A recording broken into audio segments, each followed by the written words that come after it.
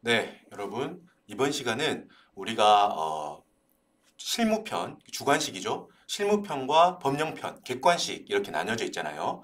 자, 이 중에서 지금 실무편 주관식 시험이 1번이 소득세 30점, 2번이 법인세 30점, 3번도 법인세 30점, 4번이 이제 조사 사무처리 규정에 관한 문제 10점, 이렇게 100점 구성이 되어 있잖아요. 그중에서 소득세가 30점, 법인세가 이제 두 문제니까 60점. 그래서 비중으로 따지자면 어떤 단일 세목으로서 가장 이제 좀 영향력이 큰 건 당연히 법인세가 되겠죠. 그렇고 법인세를 일단 가장 에너지를 당연히 많이 쓰셔서 공부를 하셔야 되고 소득세 30점도 당연히 매우 중요하고 한데 지금 유일하게 여러분 법인세하고 소득세가 주관식 객관식이 모두 다 나오잖아요.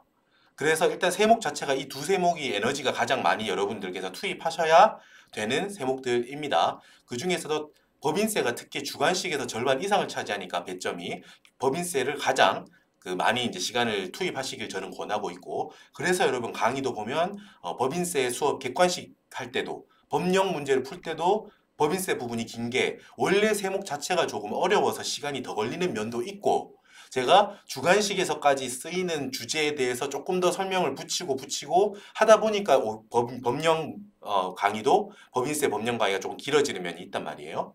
자, 일단은 법인세를 열심히 여러분들이 뭐 하시는 건 당연한 거고 소득세가 이제 약간이 좀 까다롭습니다. 이게 우리 객관식 강의할 때도 제가 말씀드리잖아요.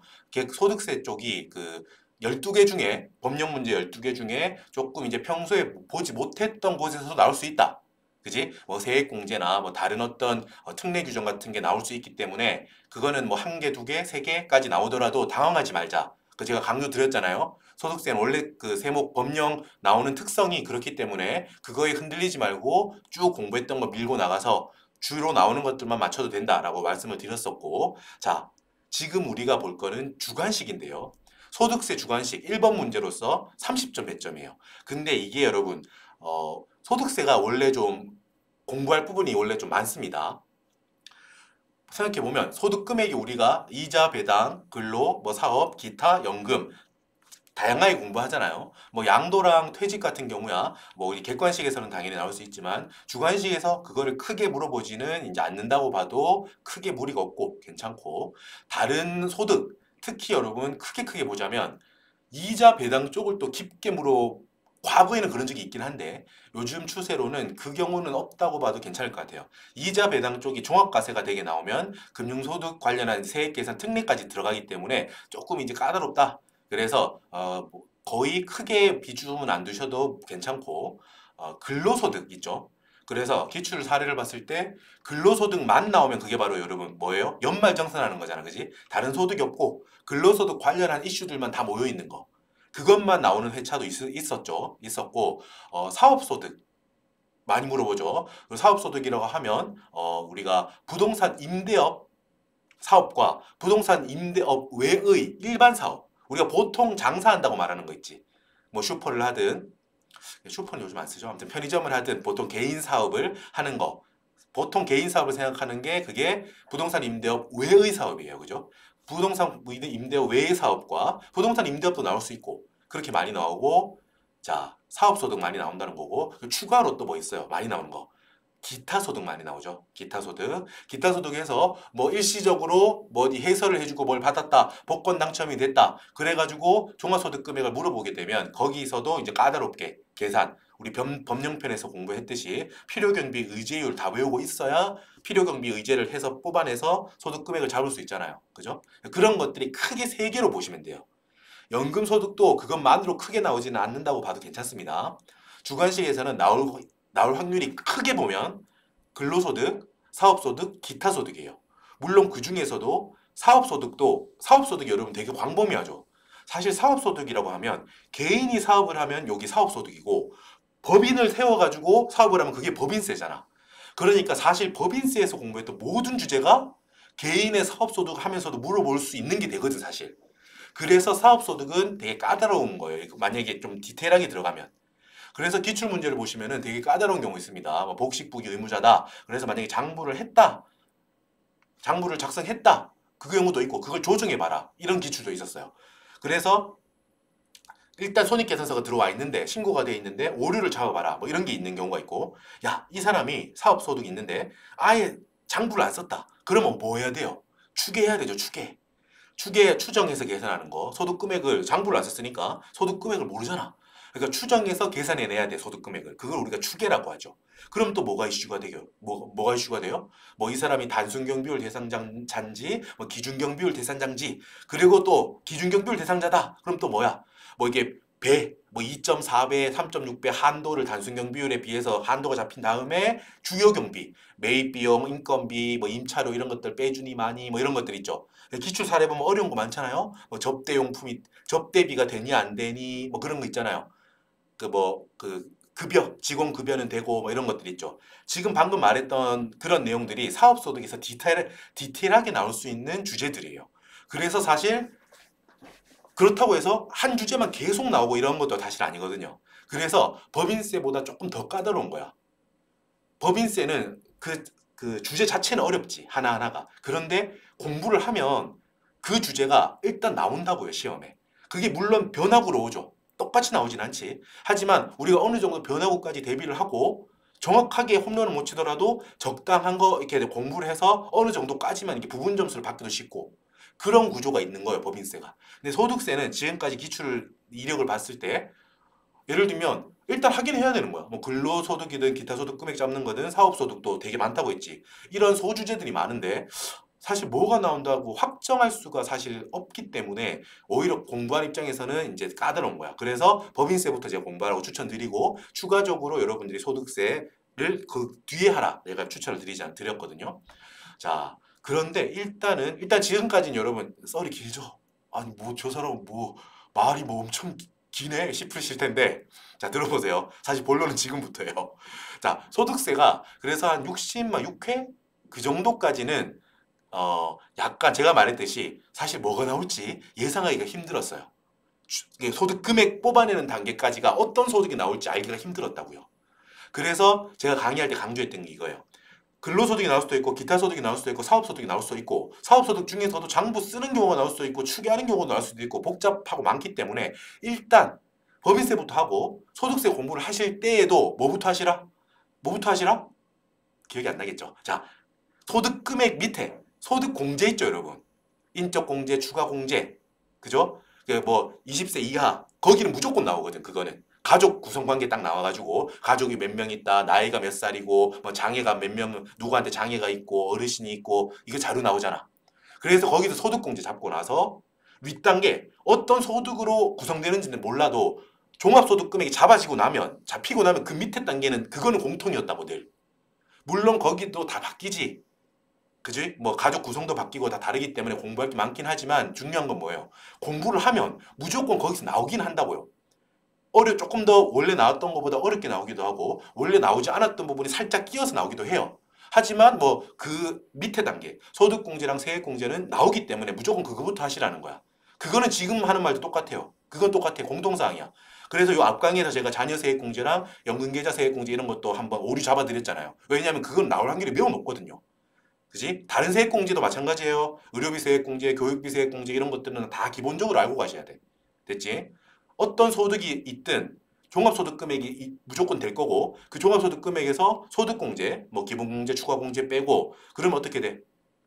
그 다음에는 산출세에서 밑에 세액공제를 빼죠. 그래서 거기 빼는 밑에 의료비 세액공제, 뭐 연금계좌 세액공제 이런 것들, 보험료 세액공제, 교육비 세액공제 이런 것들 할 줄 알아야 되잖아요. 그죠?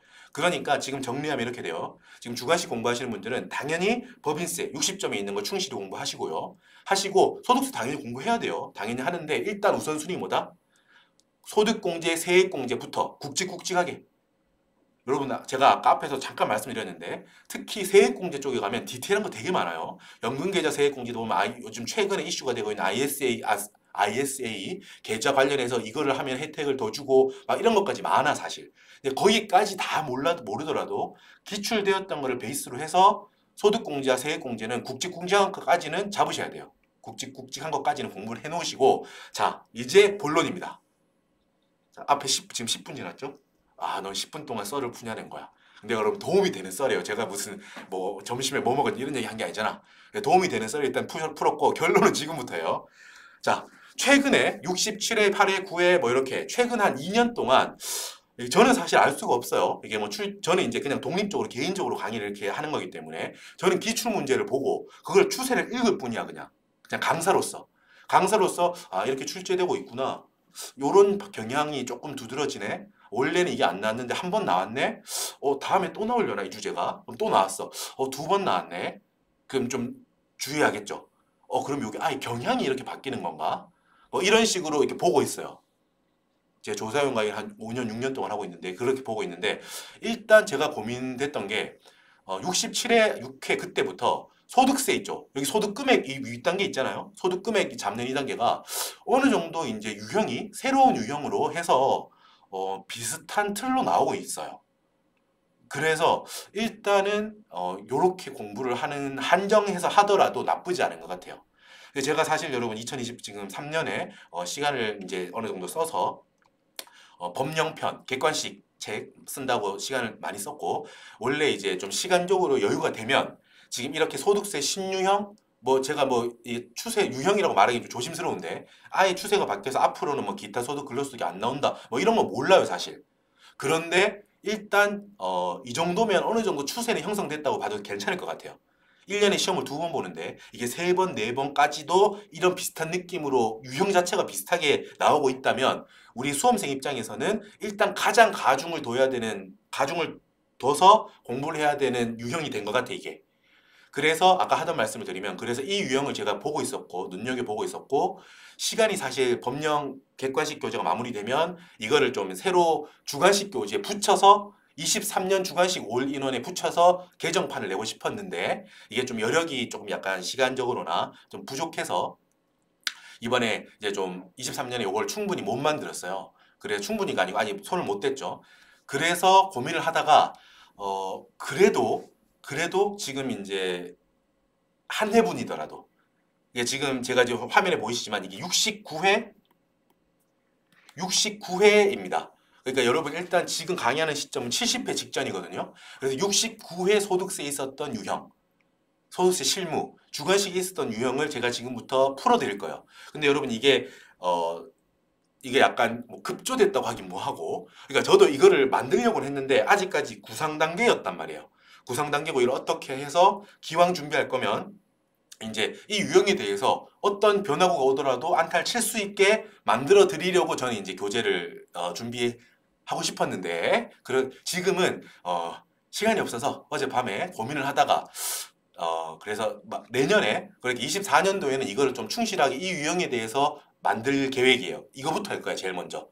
법령은 어느 정도 이제 제가 생각했던 틀이 어느 정도 큰 틀은 교재들이 완성이 돼서 이 유형을 새로 만드는 게 24년의 슬로건이긴 한데 일단 지금 시점 이용하시는 분들한테 일단 한 회차분이라도 약간 맛보기라고 해서 최신 회차에 대해서 지금 최신 소득세 실무 주관식 유형에 대해서 같이 한번 풀어보는 시간을 가지려고 합니다. 야 그냥 새로운 유형 풀어준다고 하면 되지 15분 동안이라 그건 이야기하냐 뭐 이러실 수 있는데 앞에 좀 썰을 풀었어요. 됐죠? 지금 15분 동안 했고 자 들어두면 도움이 될 겁니다. 근데 결론은 일단 제가 말했잖아요. 아까 연금세 앞에 뭐 말할 때도 다 알면 좋지만 이 유형이 나올 확률이 제일 높으니까 다른 것까지 다 못하실 것 같으면 이거라도 알고 갑시다 라고 했잖아요. 제가 강의할 때. 이것도 마찬가지예요. 다른 유형이 나올 수도 있고 여력이 되시는 분들은 그거 하시면 돼요. 그런데 일단은 그냥 미루어 봤을 때 과거를 미루어 기출 유형을 봤을 때 지금 앞으로 이루어질 시험에서 주관식 1번 소득세 실무 문제가 이 유형이 또 나올 확률이 제일 높거든요. 그래서 일단 이걸 보자고요. 됐죠? 69회 한번 풀어볼게요. 다시 한번 이제 양해를 구하지만 이거에 대한 뭐 이론 정리라던가 전체적인 어떤 전체를 조망할 수 있는 어떤 이론이나 예제 이런 것까지는 제가 못 만들었어요. 그냥 69회 기출 풀이야 풀이. 됐죠? 풀겠습니다. 썰이 길죠? 그러니까 저 인간은 15분 동안 뭐 저렇게 쉬지도 않고 말하나 싶으실 텐데 자, 물 좀 마시겠습니다. 저도 말하다 보니까 원래 썰을 이렇게 길게 풀 생각이 아니었는데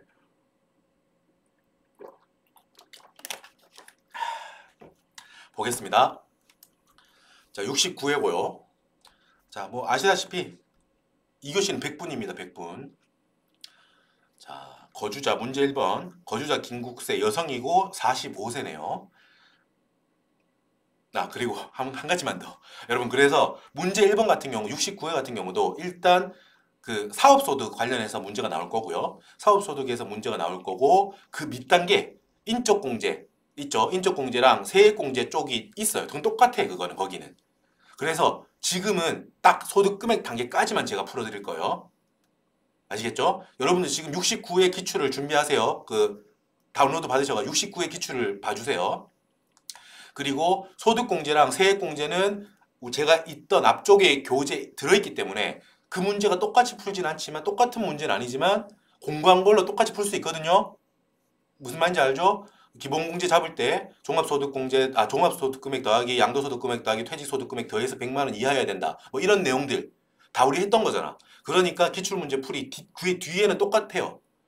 그러니까 똑같은 공부로 공부하신 걸로 똑같이 적용이 되기 때문에 거긴 안 할 겁니다. 지금 풀 거는 신유형, 최근 기출되고 있는 새로운 유형을 분석하는 거고, 이 유형은 뭐냐면 일단 전체 말씀을 드려야겠네요. 사업소득이에요. 사업소득이 있는 사람이야, 결론은. 근로소득이랑 기타소득은 일단은 약간 뒤로 두시고 사업소득이고요. 장부를 썼어요, 이 사람은. 아시겠죠? 장부를 쓴 사람이야. 그렇기 때문에 우리 추계했을 때 그것도 일단 약간 밀어두셔도 돼. 그러니까 수험 범위가 어느 정도 한정된다고 보셔도 크게 나쁘지 않을 것 같아요. 그렇게 좁혀도 노리는 공을 좁혀야 된다 이 말이야. 야구로 치자면은 다섯개 섰는데 이 공이 올 확률이 가장 높다고요. 초구, 직구 스트라이크, 직구가 올 확률이 높다고요, 이제. 그러니까 이걸 그래서 이 유형을 하는 거예요. 자, 여러분, 제가 잠깐 말씀드리면, 야, 그러면 만약에 변화구가 왔다. 만약에 근로소득이 나왔다. 기타 소득 금액이 나왔다.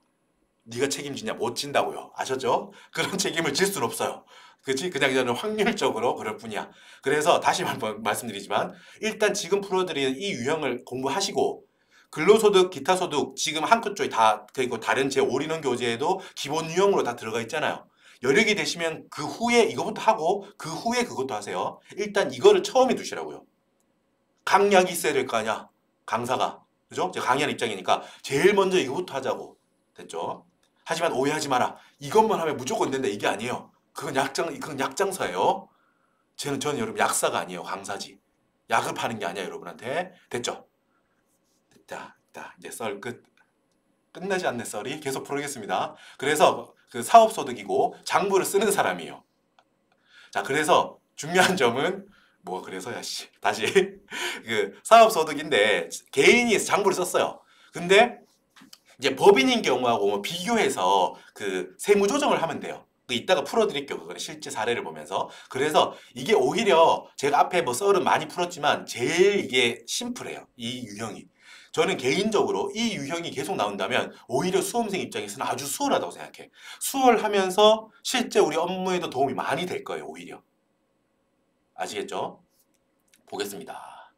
드디어 풀이 시작합니다. 19분 만에. 자, 23년 사업소득이 세무조사 중입니다. 그러니까 뭐예요? 이 사업자가 사업소득을 신고를 했는데 이게 맞는지 틀렸는지 확인하라 결국 이 말이에요.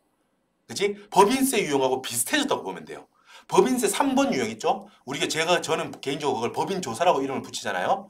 법인세 신고가 들어왔는데 확인해 봤더니 이런 게 누락됐거나 오류가 있더라. 이거를 경정해 봐라 이거잖아요. 그러니까 그 틀하고 비슷한 걸로 보면 돼요. 사업소득 신고가 들어왔는데 이거를 확인하고 있다고 생각하면 돼요. 신고 내용에 대해서. 그래서 한번 확인한다. 됐습니다. 종합소득세를 신고했대요. 요거를 확인된 자료를 반영하라 이거예요. 쉽게 생각 그렇습니다. 자, 보세요. 사업소득 외에 다른 소득은 없대요. 땡큐라는 거야. 기타 소득과 근로소득은 없는 거네요, 일단은. 복식부기 의무자다. 그러니까 복식부기로 장부를 써야 된다는 거예요. 그래서 이것도 심플해. 간편장부 대상자 있죠? 간편장부 대상자는 여러분 뭐예요? 복식부기 의무보다 훨씬 더 간단한 게 간편장부만 써도, 그지? 그것만 써놔도 좀 복식부기에 비해서는 정보가 부족하지만 장부 기정한 걸로 봐줄게 라고 하는 게 간편장부 대상자잖아요. 근데 복식부기 의무자는 뭐다? 우리가 복식부기에 뭐예요? 회계 때 배웠던 거, 차변, 대변 해가지고, 수익이 있으면은 투입하고, 비용, 자산, 부채 이런 걸 같이 잡으라는 거야. 쉽게 말해가지고요. 그래서 복식부기 의무자네요. 그렇구나 라고 생각하시면 돼요. 복식부기 의무자고, 성실사업자는 해당되지 않는다. 여기는 그냥, 그런가 보다 라고 생각하시면 일단 되겠습니다. 자, 문제 자료가 이렇게 나올 거예요. 자료 1번. 자료 1번 종합소득세 과세표준 확정 신고서. 여러분 지금 보는 문제는 69회 기출문제입니다. 기출문제 올라가 있는 그거를 다운로드 받으셔서 함께 보시면서 강의를 들어주세요. 자, 과세표준 확정 신고서. 종이로 신고를 했다고 생각해봐요. 그러면 이렇게 2023년 귀속. 그리고 여기 복식부기, 나는 복식부기 의무자예요 라는 거예요. 그리고 자가조정 내가 할 거예요. 외부 조정, 뭐 세무사한테 부탁하고 이런 거 아니고 자가조정 내가 한다라는 거야. 그리고 늦거나 뭐 기한 후 신고나 수정 신고 아니고 정기 신고 때 했습니다라는 거예요. 그래서 신고서가 이렇게 들어와 있대요. 자, 글자가 자, 일단 종합소득 금액이 9,600만 원이래. 여러분 종합소득 금액은 2배사 근영기 다 합친 거죠. 그런데 이 사람은 사업소득밖에 없어. 그러니까 여기서는 종합소득 금액이 즉 이 경우에는 사업소득 금액이 된다 이 말이에요. 맞지? 다른 소득이 없으니까요. 맞죠? 그래서 사업소득 금액이 9,600만 원이다 라고 해서 나머지 소득공제, 세액 감면 공제 이런 것들은 일단 뒤에 생각하면 돼요. 됐죠? 이렇게 신고가 했다는 거야. 그리고 나서 아까 우리 오늘은 여기까지 안 한다고요. 오늘은 이 뒷단계 만약에 소득 금액만 조정할 거고 그 뒤에 나오는 요 소득공제가 맞게 됐나? 그런 거 확인하겠죠, 여러분. 안 봐도 뻔하지. 뭐야? 예를 들어서 뭐 자녀인데 자녀한테 소득이 만약에 종합소득 금액이 300만 원 있는데 만약에 기본공제를 넣었다. 그러면 그건 어떻게 해야 돼? 빼야겠지. 150만 원. 소득공제 받으면 안 되잖아. 이런 식으로 조정하는 거예요. 그거는 여러분 충분히 혼자 할 수 있어요. 원래 공부했던 내용을 적용만 하면 돼요. 근데 지금부터 할 거는 우리가 뭐다? 우리가 할 거는 이 윗단계를 한다고요. 윗단계 여기. 종합소득 금액이 이 사람은 9,600만 원이라고 신고를 했다고. 신고를 했는데 이게 뭔가 오류가 있다는 거예요. 확인했더니 뭔가 반영이 안 됐거나 틀렸네? 이거를 고치는 단계를 지금 우리는 하는 겁니다. 이 강의에서. 자, 볼게요. 자, 여러분 마음이 급하지만 좀 천천히 하겠습니다.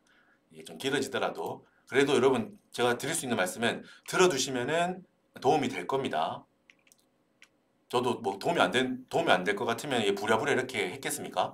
나름대로 이렇게 그래도 막판이라도 해두면 도움이 분명히 될 거라고 생각을 해서 만들었으니까 들어봐 주세요. 자, 여러분 손익계산서 IS죠? 자, 그렇게 봐봐.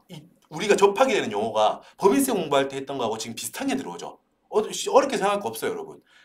법인이 장사를 해서 내는 게 법인세예요. 그리고 개인도 개인 자격으로 장사를 할 거 아니에요. 그렇게 해서 번 소득이 사업소득이야.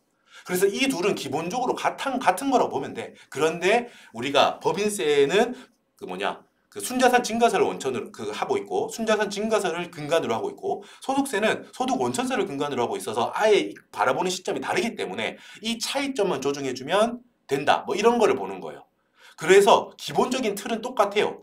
IS 손익계산서 인컴 스테이트먼트를 개인도 작성했다는 거야. 왜? 복식부기 의무자니까요. 법인은 여러분 당연히 모두 복식부기 의무자잖아. 장부 무조건 개성해야지. BSIS를 무조건 해야 되는 거야. 자, 개인도 간편장부 대상자가 아니라면 이런 식으로 손익계산서 해야 된다는 거예요. 됐죠? 그래서 이렇게 신고를 했다는 거네. 한번 살펴볼까요, 여러분? 자, 매출액 32억이야. 야, 장사 잘할 때네. 야, 부럽다, 그죠? 개인 사업자인데 매출이 32억씩 있어. 32억이고 이것저것 조정을 했대요. 매출 원가 빼고 매출 총이익, 판관비 빼고요. 잠깐 볼게요. 매출액이다. 매출 원가를 빼면 매출 총이익이 돼요. 4억 7천만 원이야. 여기서 여러분 판매 관리비들 빼요. 3억 6,600만 원을 빼. 판매 관리비는 이런 것들이에요. 직원들 급여, 대손상각비, 접대비, 감가상각비 이런 것들. 여러 가지 판매하고 관리하는 데 들어간 여러 가지 비용이에요. 그게 로마자 4번이에요. 3억 6,600만 원을 빼요. 그러면은 비용 빼고 난 영업이익이 1억 400만 원이 돼요. 그죠? 장사에서 번 돈이 1억 400만 원이네. 쉽게 말해서 거기다가 장사에서 번 건 아니지만 은행에서 이자 수익도 받았고 다른 회사에 투자를 했대. 주식 갖고 있어. 배당금 수익도 받았어. 산업재산권 양도이익 이런 것들. 장사에서 번 건 아니야. 그래서 영업으로 한 건 아니야. 하지만 영업 외에 수익을 벌었다. 이게 영업 외 수익이에요. 이걸 더해. 그리고 영업 외 비용. 내가 어디 돈을 빌렸대. 이자 비용이 나간 게 있네. 그럼 이건 빼야겠지. 이걸 빼. 영업이익 1억 400만 원에서 영업 외 수익과 비용을 조정해요. 더해주고 빼. 그러면 그게 바로 소득세를 차감하기 전 우리가 말하는 순이익이 돼. 여러분 이게 사실 어려울 수 있는데 왜냐하면 회계실무를 우리가 공부를 하긴 했지만 이렇게 그 전체 IS를 하나하나 천천히 이렇게 우리가 볼 기회는 많이 없었단 말이에요. 그래서 잠깐 한번 보는 거예요. 그래 똑같아요. 법인 IS는 법인 손익계산서는 여기 법인세 차감 전 순이익이에요. 소득세를 차감하기 전의 넷 인컴. 순이익이 1억 1,300만 원이에요. 그지? 그러고 나서 이제 소득세 비용을 빼주는 거예요. 그러고 나면 드디어 나오는 게 NI, 넷 인컴. 당기 순이익 9,600만 원이에요. 됐죠? 지금 당기 순이익 9,600만 원이 이렇게 나왔다고요. NI가. 여러분 법인세를 떠올려 보세요. 법인세 떠올라야 될 텐데. 자, 여러분 법인세에서 각 사업연도 소득 금액 기억나요? 안 나겠지? 아니 죄송합니다. 나겠지. 나시죠? 죄송합니다. 웃자 반소리예요. 각 사업연도 소득 금액. 소득 금액이 우리가 각사소 하잖아. 각 사업연도 소득 금액 이렇게 나온다고요. 그지? 그래서 각사소에서 우리가 이, 비, 소를 빼서 그게 우리가 법인세 과세 표준이 되잖아. 큰 틀에서요. 그지? 이렇게 공부했었어요. 그때 어떻게 뽑아냈어요? 각 사업연도의 소득 금액. 각 사업연도 어렵게 생각할 필요 없어. 그 해, 각 사업연도 그 해에 벌어들인 소득 금액이라고 법인이. 이 법인세에서는 이렇게 부르잖아요. 어떻게 구했어요, 여러분? 만약에 이 당기순이익이 법인세 거다. 당기순이익이 손익계산서 끝에 이렇게 나와 있잖아. 9,600만 원이. 여기서 뭘 조정해줘요? 가산조정. 가산조정. 뭐예요? 입금 산입, 송금 불산입. 더해주죠? 뭐 100원이다. 그럼 빼줘. 뺄 건 빼. 차감 조정. 뭐요? 송금 산입, 입금 불산입은 빼. 마이너스 70원. 그럼 어떻게? 9,600만 원에서 100원 더하고 70원 빼. 그러면은 1억 2,600만 원이 각 사업연도 소득 금액이 되죠. 그죠? 만약에 이비소가 없다. 2월 결성은 비과세 소득 감면이 없다. 그럼 과세 표준이 그대로 1억 2,600만 원이 된다는 거 아니에요. 어렵게 생각할 거 없어요. 똑같아 소득세도. 소득세도 여러분. 자, 요걸로 해볼게요. 핑크로. 9,600만 원이 어디 나와요? 당기순이익이 이렇게 나와 있다고요. 당기순이익이 나와 있는데 이걸 보는 거야. 우리가 여러분 아까 가산조정, 차감조정 이게 어떤 걸 의미하는 거예요? 자, 당기순이익은 뭐야? 회사. 그러니까 회사가 장부에 계상되어 있는 우리의 이득이야. 쉽게 말해서. 우리가 9,600만 원 벌었어요 라고 하는데 세법은 가만히 보더니 우리가 뭐다? 야, 회계야. 넌 9,600만 원만큼 번 걸로 생각하는데 나는 좀 입장이 달라. 세법인 내 입장에서는 네가 뭐 더 번 것 같아. 그게 이거야. 플러스 100. 플러스 1억. 내 기준으로는 너는 이거를 소득금액에 더해야 돼. 세금 더 내야 돼. 그리고 내 기준으로는 너 지금 이 7천만 원만큼, 70만 원만큼은 세금 낼 거에서 빼야 돼. 비용이 더 잡혀야 돼. 뭐 이런 식이죠. 이게 여러분 TA, 세무조정이라고 하는 거잖아요. 세무조정이 뭐예요? 세법 입장에서 회계한테 말하는 거야. 야, 내 입장은 달라. 나한테 맞춰. 세금 낼 거면 세법이 맞춰야 될 거 아니야. 나한테 맞춰서 조정을 해. 라고 하는 거예요.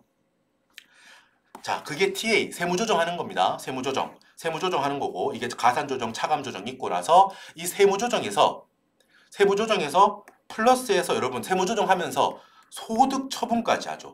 이 소득처분은 뭐예요? 예를 들면 세무조정, 가산조정이 있다는 거야.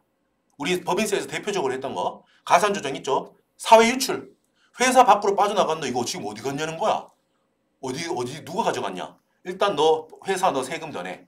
플러스 100 하겠지. 그리고 나서 이게 야 이거 100원 누가 가져갔냐. 주주가 가져갔는데요. 야 주주 이놈 너 가져간 거에 대해서 배당 더 내. 배당 소득세 더 내. 누가 가져갔는지 알려주는 게 소득처분이야. 이 늘어난 소득이 어디로 갔는지 알려주는, 이걸 어디에 처분되는지 알려주는 게 소득처분이에요.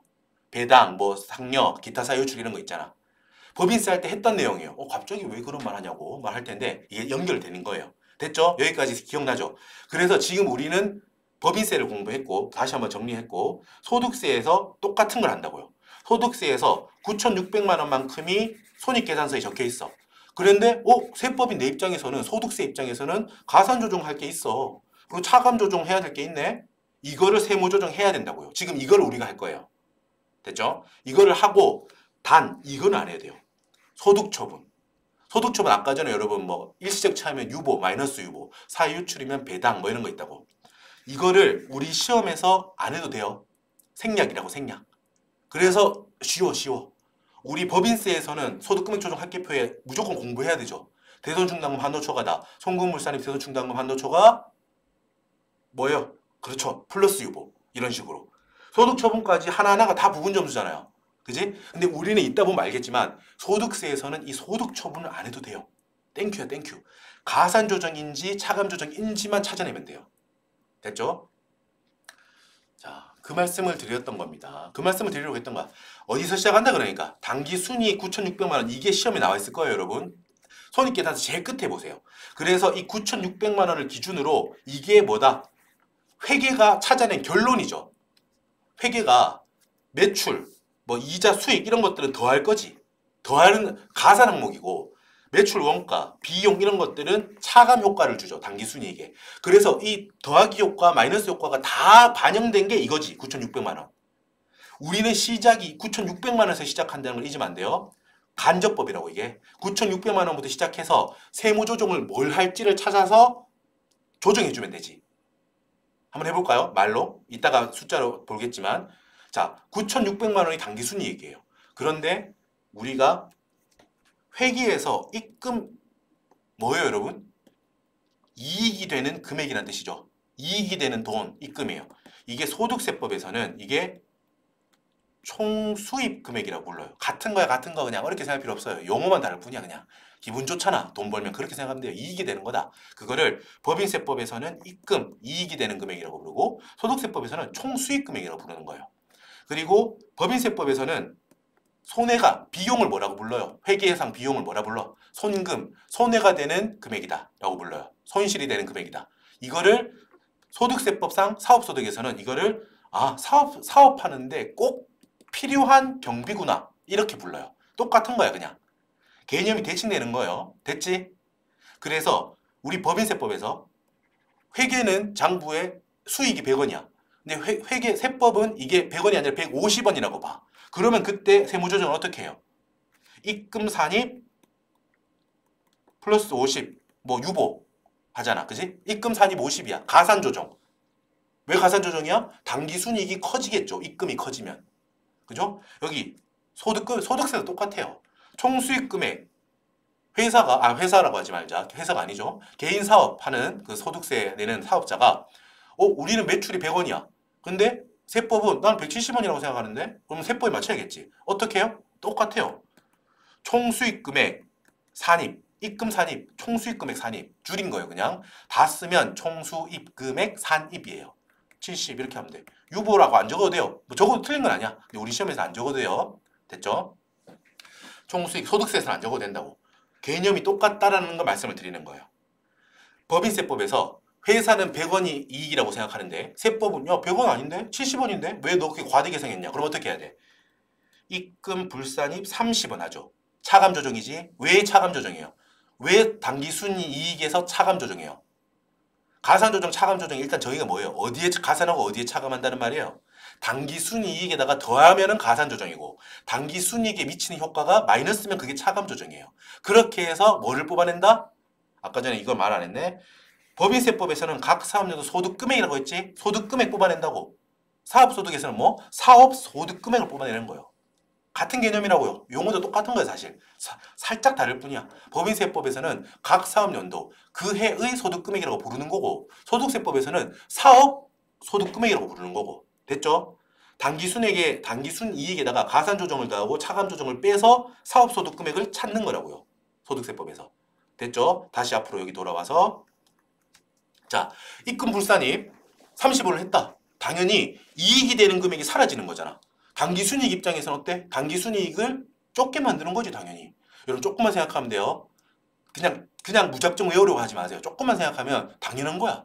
그러네. 입금에서 빠지니까 손해가 되네. 차감 조정이네. 단기 순이익에서 빼야겠네. 그죠? 그러니까 똑같아. 소득세라면 총산입 금액 불산입이에요. 총수익 금액에서 빠지라는 거야. 매출에서 빠지는 겁니다. 쉽게. 30원. 총수익 금액 산입은 가산 조정이고요. 총수익 금액 불산입은 차감 조정이에요. 맞죠? 송금 빨리 해볼게요. 회사는 송금이 100원이라고 생각하는데 세법은 송금 150원이야. 그러면 송금 산입 50원이죠. 필요경비로 하면 어떻게 해야 돼요? 필요경비 산입 50원. 맞죠? 필요경비가 커지면 어떻게 돼요? 단기 순이익에 미치는 효과를 생각하세요. 필요경비 산입은 어떤 효과예요? 필요경비가 커져. 송금이 커져. 비용이 커진다니까? 그러면 단기 순이익이 좋아하겠어요? 싫어하겠어요? 싫어하겠지. 단기 순이익은 줄어드는 효과야. 그러니까 이건 차감 조정이겠죠. 맞죠? 당연한 겁니다. 비용이 커지면 단기 순이익은 줄어들 거 아니에요. 자, 그러면 이번에는 어때? 회사가 송금을 100원이라고 했는데 세법은요 70원까지밖에 인정 안 해줘. 그럼 어떻게 돼? 송금 불산입 30원. 송금마에서 30원만큼이 송금 인정을 못 받죠? 똑같아요. 여기도. 필요경비 불산입 30원. 그럼 단기순이익에 미친 효과는? 비용이 부정당했어요. 그지? 100원만큼 비용이라고 생각했는데 비용은 70원 뿐이었어. 30원만큼 비용이 아니래. 비용이 아니래. 그럼 어떻게 돼? 단기순이익은 커지겠죠. 가산조정. 그래서 여러분 자 가산조정은 뭐예요? 여기 총수익금액 산입과 필요금액 불산입 이거 두 개는 단기순이익에 미친 효과가 플러스죠. 가산조정이에요. 됐죠? 밑에 여기 연두색으로 총수익금액 불산입 매출에서 빼. 그리고 필요경비 산입 비용이 더해. 이거는 뭐예요? 차감조정이죠. 뭐에 차감한다고? 단기순이익에서 차감하는 효과를 준다고요. 됐죠? 자 알고 보면 아무것도 아닙니다. 어렵게 생각할 필요 없어요. 법인세부터 공부하라는 이유가 또 이것도 있는 거예요. 법인세 자체로 하면 어렵지만 당연히 법인세에서 여러분 기본적인 거를 지금 입금이 뭐다 송금이 뭐다 이런 걸 우리가 얼마나 많이 공부했어. 했죠? 안 한 사람이면 안 돼. 했죠? 그러니까 거기서 우리가 들인 시간이 오히려 소득세 공부할 때 이렇게 링크해서 공부할 수 있는 유형인 게 땡큐라고요. 오히려. 신유형이라고 겁먹을 필요가 없어요. 오히려 범위가 한정되면서 공부했을 때 효과도 엄청 더 좋아지는 거예요. 됐죠? 같은 겁니다. 개인이 사업하면 사업소득이고 법인이 사업하면 법인세 내는 거예요. 됐죠? 자, 일단 기본적인 로직을 크게 한번 설명을 드렸고 사실 뭐 원래는 이렇게 로직을 다 설명할 계획은 아니었는데 하다 보니까 그래도 알아두시면 좋을 것 같아서 한번 쭉 설명을 드렸습니다.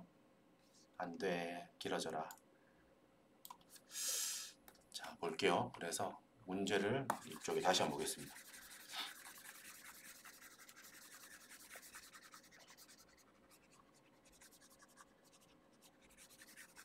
자, 여러분 여기 지울 게 많네. 좀 더 지울게요.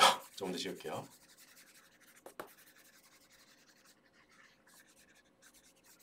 자, 봅시다. 잘 따라오고 있죠? 봅시다. 그래서 이 개인 사업자가 손익계산서를 이렇게 만들어서 결론은 일단 뭐 수익 번기 이만큼이고 비용 이만큼 나가서 나는 단기 순이익이 9,600만 원이에요. 그리고 제가 96 이렇게 강의할 땐 이렇게 써요. 100만 단위에 100만 단위. 6이라고 쓰면 600만 원이죠. 96이라고 쓰면 9,600만 원이에요. 100 쓰면은 이게 1억이죠. 100만, 1000만, 1억이니까 참고해 주시고요. 자, 단기 순이익 9,600만 원이에요. 그래서 여러분 이 사람은 이 단기 순이익이 9,600만 원이고 아까 여기서 가산조정, 차감조정을 더하면 사업소득 금액이 나오는 거였죠. 그죠? 지웠지만 기억나죠? 기억 안 나면 돌려보세요. 이 기분전으로. 사업소득이잖아. 그런데 이 본인은 빠트린 게 없다고 생각하겠지 당연히. 손익계산서에 잘 계산했겠거니라고 생각하고 신고한 거야 그냥. 그래서 여러분 보세요. 여기 종합소득금액이 사업소득금액이라고 했지. 이 사람은 단기순이익에서 조정할 게 없다고 판단한 거예요. 그래서 사업소득금액이 9,600만 원이고 다른 소득이 없으니까 이렇게 소득세 신고서에다가 종합소득금액 9,600만 원이라고 그냥 해서 신고한 거라고. 됐지? 스토리를 알아야 돼. 여기 상황에서 우리는 뭐다? 사실 지금까지 워밍업이었어요. 아직 시작도 안 했어 문제풀이를. 자, 9,600만 원이 사업소득 금액이다. 그런데 자 뒤에 이런 항목들이 발견됐다는 거야. 뒷페이지 자료 3번. 세무조사를 했더니 이런 항목들이 확인이 됐대요. 그래서 지금부터 이 항목들을 반영할 거예요. 어려울 거 전혀 없어요. 이렇게 생각하면 안 돼요. 너는 안 어렵겠지. 난 어렵다고. 이렇게 생각하지 말고 찬찬히 들으면 할 수 있어요. 그래서 항목을 보고 이렇게 할 거예요. 지금부터. 진짜 안 어려워. 보고 인정합니다. 여러분 제가 강의할 때 안 어려워요, 안 어려워 하는 거는 제가 더럽게 생각하면 다 어려운 것들이야. 인정합니다. 자, 아무튼 무슨 말 하고 있었지? 이렇게 할 거예요. 이 항목에서 비용 항목이야. 그럼 보는 거야. 이게 비용이 적당한가? 그게 필요 경비로 인정이 되나? 인정되는 건 놔두면 돼. 지금 손익계산서에 있는 항목들이라고. 손익계산서 지금 위에 봐봐.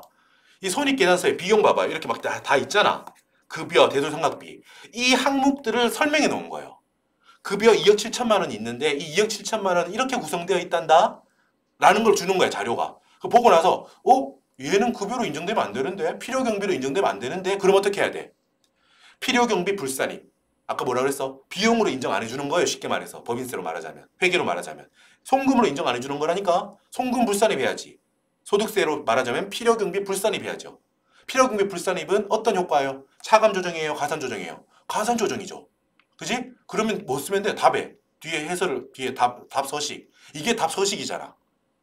그지? 제가 여기 막 크게 적어놨죠? 말했잖아요, 여러분. 너무 급하게 해온다고. 막 크게 해왔다고.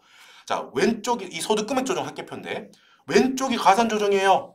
봐봐. 총수익 금액 산입, 필요금이 불산입 둘 다 적혀있죠? 같은 거라고요. 제가 법인세 중간식 공부할 때도 엄청 강조하잖아. 이 둘은 똑같은 거라고 말하죠. 어렵게 생각하지 말라고. 입금 산입이든 송금 불산입이든 뭐다? 소득 금액에 어떤 영향을 주는지가 중요하다고 했잖아. 당기순이익을 조정해서 소득 금액으로 만들 거야. 그게 소득 금액 조정 합계표라고. 그런데 그게 입금이 더해지는 거든, 그러니까 매출이 더해지는 거든, 비용이 빠지는 거든 상관없다고. 효과는 뭐다? 세법 입장에서는 그래서 소득 금액이 커져 작아져 이것만 알면 돼. 세법은. 그래서 세금 낼 금액이 커지냐고 작아지냐고 이것만 알면 돼요. 그래서 입금 산입이든 송금 불산입이든 상관없다고 했지. 중요한 거는 그게 소득 금액을 더해주는 효과, 단기 순이익보다 소득 금액을 키워주는 가산 조정이라는 게 중요하다고 했죠. 마찬가지야. 똑같아요. 오른쪽에는 차감 조정도 법인세로 말하자면 송금 산입 혹은 입금 불산입이야. 똑같아. 송금이 더해져서 비용이 커져서 단기 순이익이 줄어들든, 그러니까 소득 금액이 줄어드는 효과를 주든, 입금 매출이 줄어들어서 단기 순이익이 줄어들든 똑같다는 거야. 비용이 커지든 매출이 줄어들든 똑같다는 거야. 그래서 입금 불산입과 송금 산입 둘 다 공통적으로 단기 순이익에다가 주는 효과가 차감 효과다라는 게 중요하다 그랬지. 여기도 똑같아요, 개념이. 봐봐. 필요경비 산입이든 총수익 금액 불산입이든 효과는 차감 조정으로 똑같으니까 신경 쓸 게 전혀 없어요. 실제 시험지에 쓰지도 않아요. 그지? 여러분들 객관식만 공부하셨던 분들 그렇잖아요. 개념을 공부할 때는 당연히 필요 경비가 더해지니까 소득금액 효과가 마이너스구나, 이런 식으로 공부하면 당연해요. 그건 좋아. 근데 우리 주관식 쓸 때는 개념만 알고 있지 그것 때문에 고민 안 해도 된다는 거예요. 필요 경비 산입인 칸에다가 총수입 금액 불산입이라고 쓴다고 틀리는 게 절대 아니에요. 됐죠? 이게 근본이 달라서 그래요. 세법이 바라보는 거는 아까 말했듯이 소득 금액이 커지는지 작아지는지 그것만 확인하면 된다는 거예요. 세법은. 됐지? 이건 또 잠깐 또 다른 썰을 풀었고. 자, 그래서 봐봐요. 앞에서 확인했지? 예를 들면 비용이 너무 많아. 필요경비로 여기는 인정 안 되는 거야 이거. 급여의 2억 7천 중에 얼마는 필요경비로 인정 안 된다니까? 라고 해봐요. 그럼 어떻게 해야 돼? 필요경비 불산입. 가산조정이죠? 이런 식으로 적어주면 되는 거예요. 9천만 원. 가산조정. 단기 순이익보다 9천만 원 커지겠지. 왜? 이제 비용을 9천만 원만큼 예를 들어서 필요경비로 인정이 안 되니까요. 비용으로 인정 안 되니까 소득 금액은 커져야겠지. 세금 더 내야겠지. 이렇게 흘러가는 거예요, 지금. 전체를 조망한 겁니다, 지금. 이런 흐름이야. 이렇게 해서 가산 조정, 더할 게 총 얼마인지, 뺄 거는 얼마인지 이걸 잡아내요. 법인세하고 똑같잖아, 지금. 그래서 우린 공부하기 오히려 땡큐라고요, 여러분. 어려워할 필요 없어요. 물론 여러분 앞쪽에서 이 항목들 있죠. 이 항목들이 모든 항목을 다 하려면 당연히 어렵겠지. 그지? 그래서 그치만 뭐가 좋다? 만약에 여기서 봐봐. 이번 시험 같은 경우 한 7개, 8개 나왔잖아요. 그런데 만약에 다음 시험에 이번에는 한 번도 안 나왔다는 것만 한 10개 내야지? 이렇게 시험이 안 나와요. 그렇게 구성되지 않는다고, 시험이라는 게. 만약 항목이 9개, 10개 있잖아. 그러면은 한 7개, 8개, 6개 이렇게는 비슷한 원래 다뤘던 주제가 또 나와요. 물론 조금 디테일한 부분이 나올 수 있어, 주제 안에서. 하지만 주제 자체는 다뤘던 게 나오기 때문에 뭐다? 부분 점수 받기 아주 좋게 나온다고요, 이제 시험이. 그지? 이 유형으로 한정해서 말씀드리는 거예요. 그렇기 때문에 결론은 포기 절대 하지 말고 항목을 하나하나 지금 정복해 가자는 거야. 그죠? 됐습니다. 두려워하지 마세요. 이게 처음 보면 이게 뭐야? 뭐 신고 손익계산서에 이거 왜 이렇게 어렵냐? 법인세보다 더 어렵다. 절대 그렇지 않아요. 법인세 했던 공부도 도움이 되고, 아까 제가 쭉 지금 그 스토리를 풀어드리는 게 낯설어 하실 필요가 없다고요. 그러니까 낯설지 당연한데 이거를 조금만 제가 설명 들으시고 하면 그러네. 이게 아예 뭐 갑자기 뭔가 생뚱맞게 땅에서 솟아오르는 게 아니잖아요. 그죠? 연결돼 있는 거예요. 그리고 오히려 공부하기 쉽다라는 거예요. 자, 쉬었다 가지 않고 저만 물 마시고 좀 쉬겠습니다. 멈추고, 안 쉴 거니까 쉬실 분들은 잠깐 멈추고 쉬세요.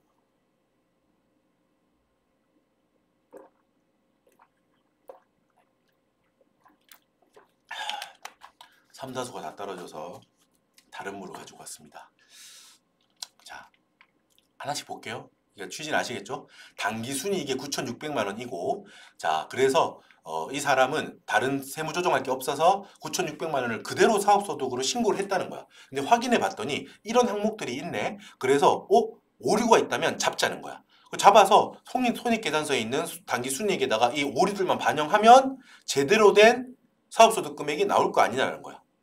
그지? 그거를 지금부터 합니다. 할게요. 왜 안 쉬냐 그러시지 말고 쉬실 분들은 잠깐 껐다가 다시 보세요. 자, 쉬운 걸로 할게요. 자, 쉰 걸로 하고 안녕하세요. 다시 보겠습니다. 항목들을 하나씩 볼게요. 손익계산서 개정 과목에 대한 확인된 내용들이야. 1번이라고 할까요? 첫 번째. 급여 여러분 위에. 급여 어디 있다? 급여 2억 7천만 원. 이거를 뜯어봤다는 거야. 손익계산서에 급여 2억 7천만 원이라고 되어 있는데 이거 확인 한번 해보자라고 장부 같은 거 갖고 오라고 했다는 거야. 근거가 되는 서류들을 갖고 오라고 했다는 거야. 그랬더니 이 2억 7천만 원은 2억 7천만 원 안에는 이런 것들이 들어가 있대. 김국세, 여러분 사업자 본인이죠. 대표자 본인이라고 생각하면 돼요. 사업자 본인의 급여 9천만 원. 여러분 법령 공부할 때 기억나요? 기억나냐고 물어보니까 스트레스 받나요? 자, 기억나시죠? 난 걸로 할게요. 뭐 공부했었어 이거. 여러분 법인 입장에서 그 법인 대표이사가 받아가는 월급은 당연히 규정 내의 금액이라는 전제 하에 당연히 급여 비용 처리돼요. 그죠? 안 된다는 거 들은 적 없잖아. 그지? 상여랑 퇴직금에서 그건 있었지. 뭐 임직원이나 이런 사람들이 기준을 초과해서 받았을 때 직원 같은 경우는 퇴직금 상여 초과해도 괜찮아. 오케이, 기억나죠? 하지만 임원 같은 경우는 뭐다? 우리 규정에, 회사 규정에 있는 것보다 넘어섰으면 송금불산입 상여로 한다. 이것만 기억나지. 이런 거 기억 못하잖아. 기본적인 급여야 이거는. 일하고 받아가는 급여. 이거 제일 중요한 거예요. 제일 많이 나오는 거예요. 법인 같은 경우는 그 법인의 대표이사한테 주는 월급을 당연히 비용으로 처리해요. 하지만 이건 개인 사업이잖아요, 여러분. 개인 사업이야. 그래서 개인 사업의 경우는 대표 본인이 받아가는 급여는 필요경비를 보지 않아요. 필요경비 불산입해야 돼. 그게 2억 7천만 원 안에 급여 9천만 원이 들어가 있다고. 대표자 본인의 급여가 들어가 있어. 그러면 이거는 필요경비 불산입해야 돼요. 말했죠, 여러분? 법인세라면 송금불산이 뭐 얼마 하고 상여 이런 것까지 소득처분을 공부해야 되지만 여기는 소득처분 필요 없어요. 필요 없어요. 그냥 이게 필요경비 불산입이다. 즉 가산조정이다. 비용으로 인정받지 못하는구나. 필요경비로 인정받지 못하는구나. 가산해야겠구나. 이것만 체크하면 돼. 이렇게 공부할 겁니다. 김국세의 급여 9천만 원이 필요경비 불산입 항목이에요. 이걸 풀어볼게요. 바로 하나 보고 여러분 바로 답으로 갈 거예요. 뒷페이지 보세요. 뒷페이지. 여러분 서식을 보시면은 자, 여러분 지금 보셔가지고 기출문제에다가 지금 여기 있는 걸 하나씩 쓰시면서 공부하시면 될 것 같아요. 왼쪽이 가산조정이라고 했죠? 필요경비가 불산입되는 거예요. 비용으로 인정받지 못하니까 소득 금액이 커져야 되죠? 그래서 가산조정이다. 여기 대표자 급여 9천만 원. 100만 단위라고 했어요. 그래서 90이라고 적으면 이건 9천만 원인 거예요. 여러분 실제 시험에서는 다 쓰셔야 돼요. 이렇게 9천 이렇게 다 쓰셔야 된다고요. 알았죠? 저는 그냥 강의고 하니까 숫자가 너무 크면 그냥 오히려 공부하면서 보면서 숫자에 압도되지 말라고. 그래서 그냥 약자가 아니고 그래서 좀 생략하고 쓰는 거 100만 단위로 쓰는 거예요. 하지만 여러분 우리 실제 시험에서는 하나씩 다 쓰셔야 돼요. 원 단위로 쓰셔야 된다고 9천을. 공부하는 단계니까 이렇게 하는 거라고요. 색깔도 맞춰놨습니다. 대표자 급여 9천만 원이 필요경비에 불산입되는 거야. 됐죠? 자, 여기에다가 앞에 한 가지 더. 그리고 우리 법령편 공부할 때 한 가지 더 공부했었어요. 가족은 어떻게 할 거냐? 일단 여러분 대표자 본인은 뭐 사업에 종사 안 할 수가 없겠죠. 본인인데 어떻게 안 하겠어. 그래서 사업에 종사한다 안 한다 이 멘트 자체가 없어요. 그지? 보직 볼 거 상관없고 그냥 대표자 본인은 급여는 무조건 필요금에 불산입하면 돼요. 됐죠? 그런데 이제 가족을 봐야 돼. 가족이 내가 운영하는 어떤 개인 사업체에 나와서 일을 실제로 도와주고 있어. 그러면은 인정돼요. 됐지? 가족은 무조건 되고 무조건 안 된다 이러면 안 돼. 문제를 봐야 돼요. 사업에 나와가지고 실제로 일을 하고 받아간다면 가족에 대한 급여도 급여로 인정이 돼요. 하지만 이름만 슬쩍 올려두고, 즉 이 문제처럼 여기 사업에 실제로 종사하지 않으면서 배우자 혹은 가족의 급여라고 슬쩍 올려놓은 거야. 이거는 가공이지, 가공. 그지? 이거는 필요금의 불산입이에요. 이거는 꼼꼼하게 보셔야 돼요. 대표자 본인 거는 무조건 필요금의 불산입이에요. 급여. 하지만 가족이 나왔다. 그러면은 배우자든 뭐 부모님이든 자식이든 모든 가족은 일단 실제로 종사했으면, 일을 했으면 급여로 인정이 돼요. 근데 사업에 종사하지 않았다 이렇게 나오면 필요금의 불산입해야 돼. 구별하셔야 돼요. 그래서 6천만 원은 이 문제 같은 경우는 사업에 종사하지 않았잖아. 그러니까 이 6천만 원도 필요경비 불산입, 종사하지 않는 가족급여 6천만 원. 그리고 참고로 여러분, 과목, 제가 법인세 수업할 때도 말씀드렸어요. 과목에 연연해하지 않아도 돼요. 여기 그냥 가족급여 이렇게 적어도 돼. 종사하지 않는 가족급여 꼭 이렇게 안 써도 된다고요. 통하기만 하면 돼, 뜻이. 여기 대표자 급여 뭐 다 써도 되고, 뭐 본인 급여 이렇게 써도 되고, 그냥 급여 9천이라고 해도 틀린 걸로 안 할 겁니다. 뜻만 통하면 돼. 그래서 제가 법인세에도 뭐라 그랬어요? 예를 들면 재고자산이다. 그러면 뭐 송금산입, 재고자산, 마이너스 유보 해도 되고, 송금산입, 매출 원가 적어도 돼요. 뭐 이거를 무조건 적어야 된다 이런 건 없다고. 다만 여러분 당연히 뜻은 통해야죠. 그지? 매출 원가 자리에다가 갑자기 뭐 급여 적고 그건 안 되겠지. 예를 들자면. 하지만 여기에 뭐 명칭이 조금 다르다고 해서 이게 틀린 걸로 보거나 이런 건 아닙니다. 그 법에도 그렇게 나와 있지 않아요. 그냥 과목은 볼 수만 있으면 돼. 아, 그 항목이구나 이렇게. 됐죠? 그래서 혹시 그것 때문에 걱정을 안 하셔도 된다고요. 예를 들면 여러분이 시험 치시고 가담안 같은 걸 보실 때 나는 뭐 매출 원가라고 적었는데 재고자산이라고 안 적었는데 어떡하지? 그런 거 상관없다고요. 물론 여러분 아무거나 적어도 된다는 말은 아니에요. 뜻은 통해야 돼요. 아시겠죠? 이걸 표현한다는 것만 표현이 되면 그거 맞는 거라고요. 그래서 종사하지 않는 가족의 급여 6천만 원도 필요금의 불산입, 가산조정 칸에 적어요. 됐죠? 넘어갑니다. 잠깐만요. 이렇게 크게 말하면 안 되는데 제가 사실 마지막 강의하고 한 이틀 지금 쉬었거든요. 쉬어서 약간 좀 이제 목이 괜찮아져서 크게 말하고 있는데 안 돼. 잠깐 천천히 하겠습니다. 침착하자. 자, 마지막 강의니까요. 거의 올해 마지막 강의가 될 것 같네요. 이게 진짜로. 자, 여러분 건강보험료하고 노인 장기 요양보험료 200만 원은 여러분 필요경비로 인정이 돼요. 그러니까 급여 2,700 지금 우리가 뭐 하고 있는지 절대 잊으면 안 돼요. 지금 뭐 하고 있다? 손익계산서의 급여라는 계정의 2억 7천만 원 안에 이런 게 있는데 비용 아니네? 그럼 필요경비 불산입했죠? 근데 비용이 어떻게 하면 돼요? 맞게 잘 들어가 있네. 그러면 그냥 두면 돼요. 맞죠? 동의하세요? 맞아. 자, 대표자에 대한 건강보험료와 노인보험료, 노인장기요양보험료는 필요경비로 인정이 됩니다. 이거는 대표자 본인 거라도 괜찮아. 그러니까 이거는 200만 원은 그대로 두면 돼요. 뭘 안 해도 돼요. 손익계산서에 2억 7천만 원 안에 2억 200만 원이 녹아 있거든. 그대로 두면 돼. 잘 들어가 있네 너는. 오케이 이러면 돼요. 됐죠? 그리고 한 걸음 더. 예를 들어서 비교해 봅시다. 자, 지금 건강보험료, 대표자 본인의 건강보험료는 필요경비로 인정이 되니까 급여 안에 들어가 있었죠. 근데 만약에 여기가 건강보험료가 아니고 연금보험료다. 어떻게?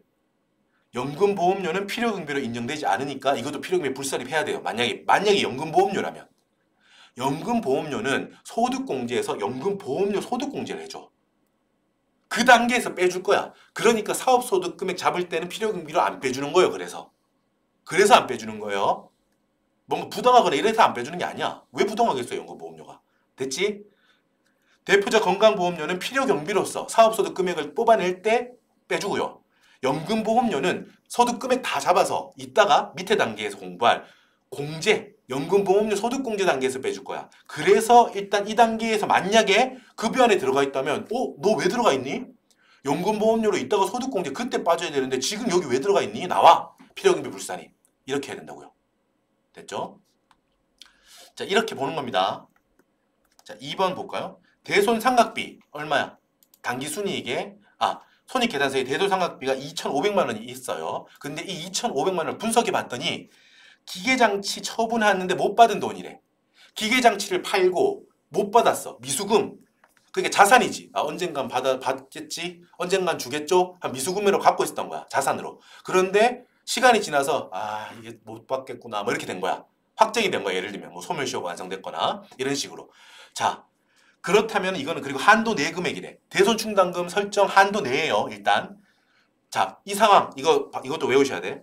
우리 복식부기 의무자예요, 간편장부 대상자예요. 복식부기 의무자죠. 복식부기 의무자가 사업용 유형자산을 팔았어요. 기계장치는 우리가 사업용 유형자산으로 봐야겠지. 새우깡 만드는 기계. 그거를 팔아서 못 받은 미수금. 이거는 뭐다? 이거에 대한 대손상각비는 필요경비로 인정해 줍니다.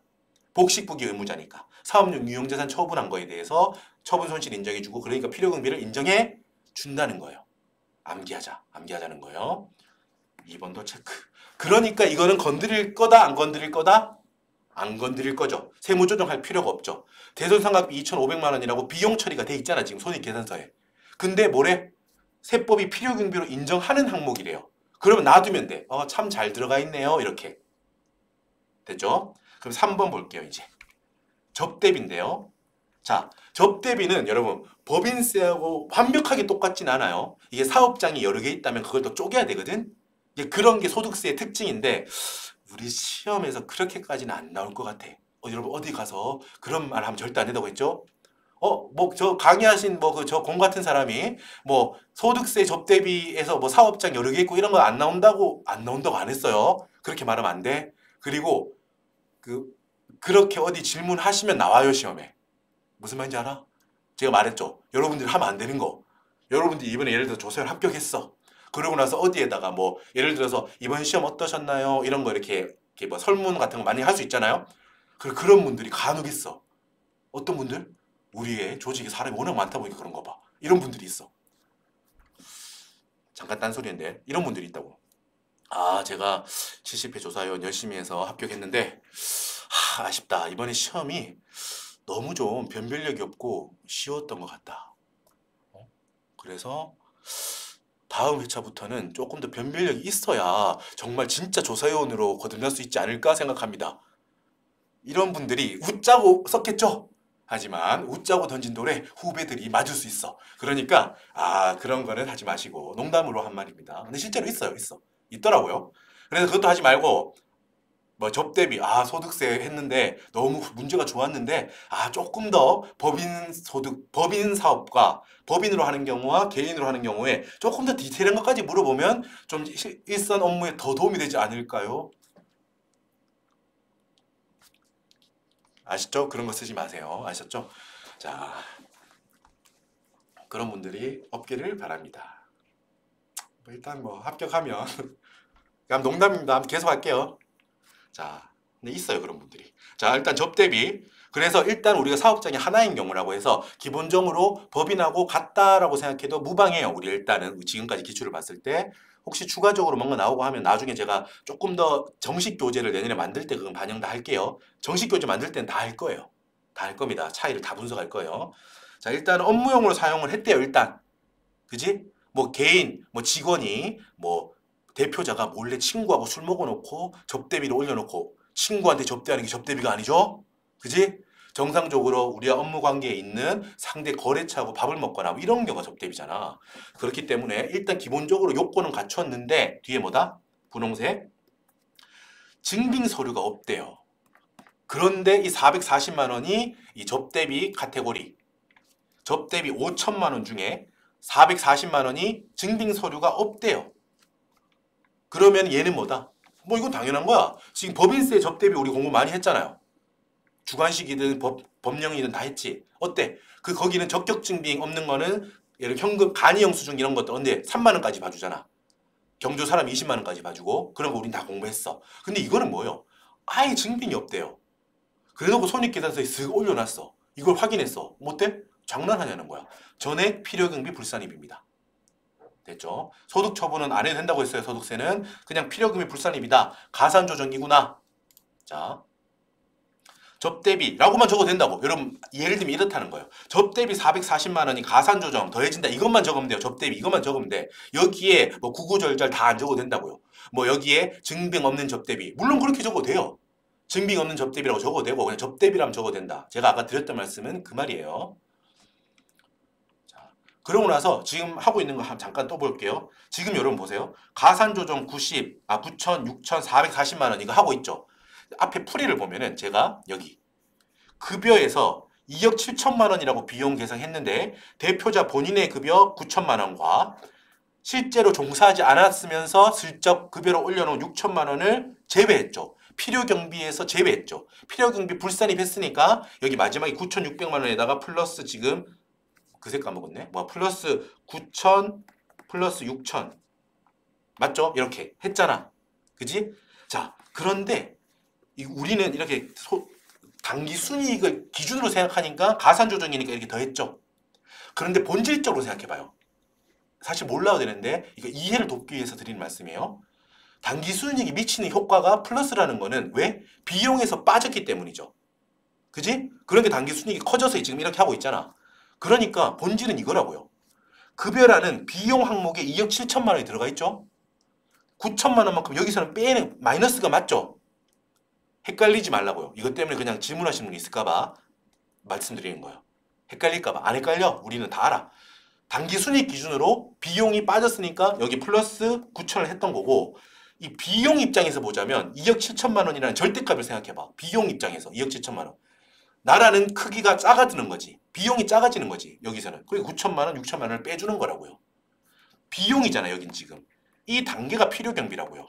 필요경비에서 불산입이니까 빼는 거잖아. 그게 마이너스라고요. 하지만 효과는 당연히 여기 플러스지. 당기순이익에 미친 효과는 플러스고. 이해 안 되시는 분은 1분 전으로 돌아가서 천천히 한번 들어보세요. 0.6배속으로. 됐죠? 여러분을 헷갈리게 하려고 일부러 지금 이렇게 뭐 하는 게 아니고 본질적으로는 그렇구나. 비용이 2억 7천만 원인데 그중에서 9천만 원이 빠졌구나. 필요경비 불산입됐구나. 마이너스 9천 맞아요. 여기 이 단계에서 필요경비에서 빠지는 거니까. 이 마이너스 9천을 필요경비에서 뺐잖아. 이 효과가 이게 가지는 효과가 당기순이익이 9천만 원 증가하는 효과구나. 그래서 우린 지금 이걸 하고 있는 거라고. 됐죠? 그래서 제가 옆에 그냥 써놨는 거예요. 헷갈리지 말라고. 써서 오히려 헷갈린다 이놈아 이렇게 생각할 수 있는데 아닙니다. 공부를 조금 하시면은 얘가 왜 이걸 써놨구나 라고 아실 수 있을 거예요. 물을 좀 먹으겠습니다. 자, 여러분 1시간 됐으니까 쉬실 분들은 자 스페이스바를 누르고 쉬다 오세요. 저는 물을 마시고 계속 하겠습니다.